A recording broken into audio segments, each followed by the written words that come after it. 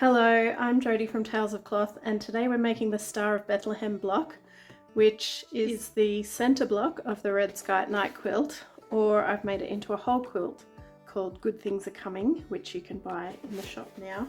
This last week I made a beautiful block for Red Sky at Night and thought I was videoing it, but I had a major snafu with my phone.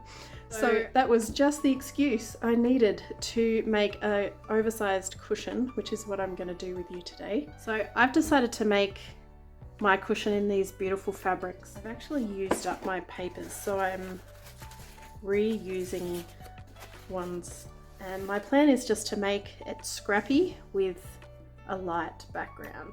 Now we start by cutting, and if you've seen any of my videos, you'll know that I really like to cut with my scissors, especially if I'm cutting scrappy. I'll just cut a rough 3/8 of an inch seam allowance around my shape and then put it aside, ready for basting. So I'm going to do that with all of my shapes, and then I'll show you how I baste them. When I'm glue basting, I just use ordinary glue, and I lean the glue stick a little bit away from the edge of the paper so that it doesn't get on the fabric, because if you get glue in this fold, it's much harder to get your needle through the fabric smoothly.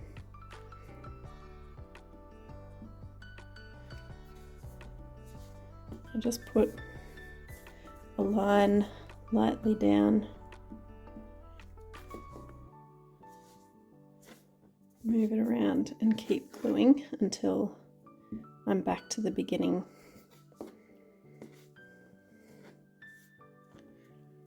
I have a great blog post on my blog about why I baste in this direction and what it does to your tails, and I'll link that below. We're going to start stitching with the center star, and to do that I always sew it into quarters first. So we're going to take 2 diamonds.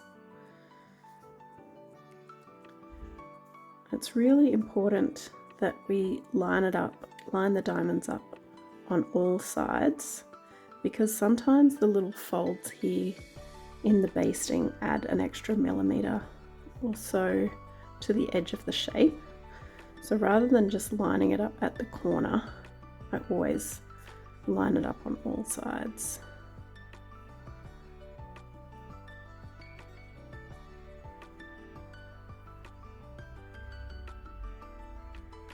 Next up, we sew the quarters together, lining it up again on all sides.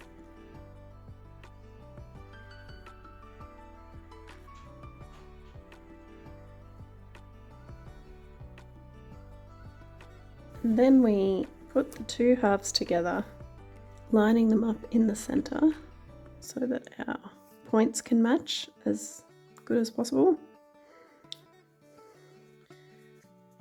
And once we've done that, I like to put a clip to hold it in place.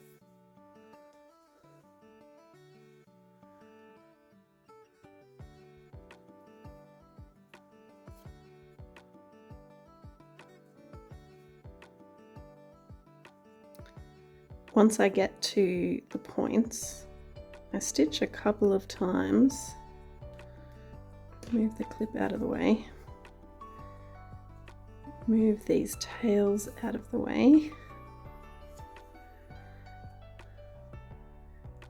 and then stitch on this side of the points a couple of times, and then continue along the seam to finish the star. Next up, we're going to sew the triangles around the star.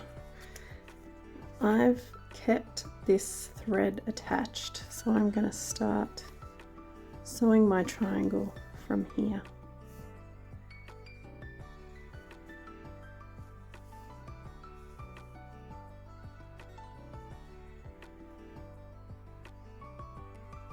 Now that I've sewn my triangles in, I'm going to work on the border round, and the way that I approach that is that I sew a diamond between two houses, and then I add the next diamond and the next house.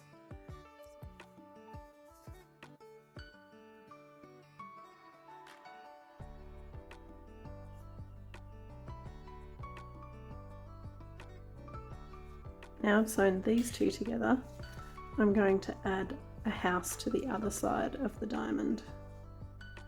And I've kept my thread intact.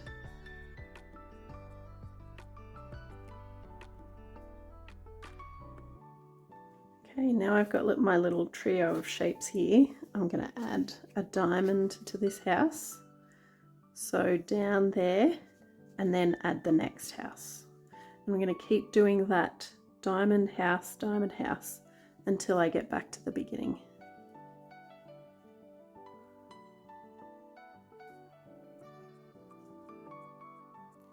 Okay, I've sewn my outside round together and I haven't joined it at the beginning. I've kept it in just like a long snake so that it's easier to sew to the center star. And what I'm going to do is I'm going to line up this first seam, line it up on both sides, use my clover clip to hold that in place, and then sew along here and continue around until I get to the beginning.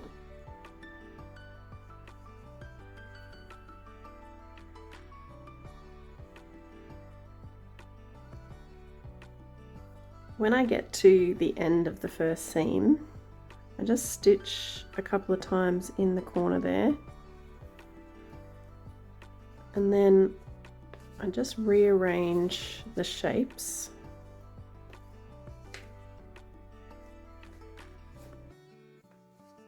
and put the clover clip back in, and then sew the next seam.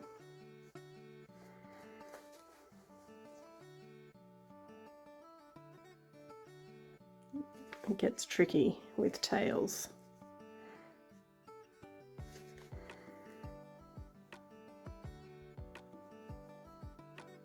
Once you've sewn all the way around the octagon and get back to the beginning, you just need to sew along this final seam here.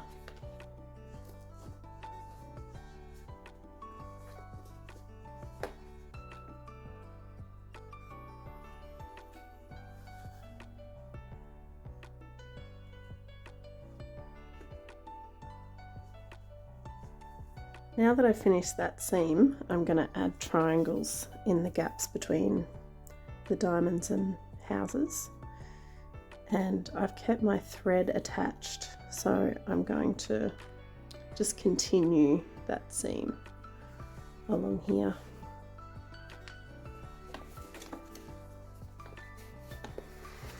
If it's starting to get a bit stiff, I recommend taking some papers out. It'll make it much easier to wrangle.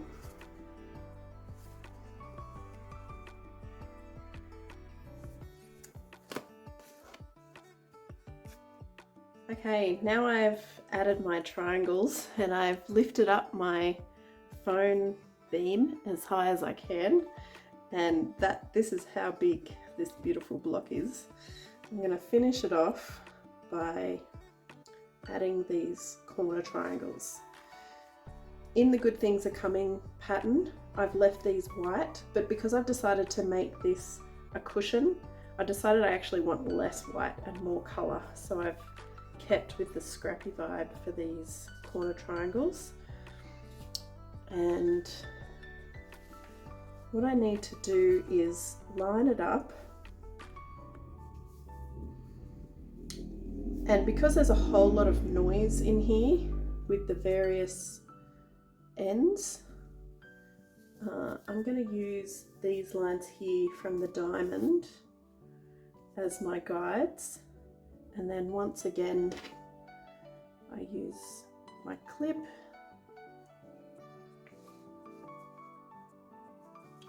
and sew it on.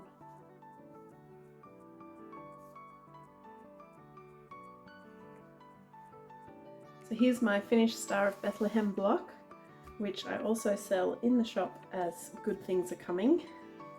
If you'd like to make this block for either quilt or just as a cushion like I have, you can head to the shop and grab the patterns.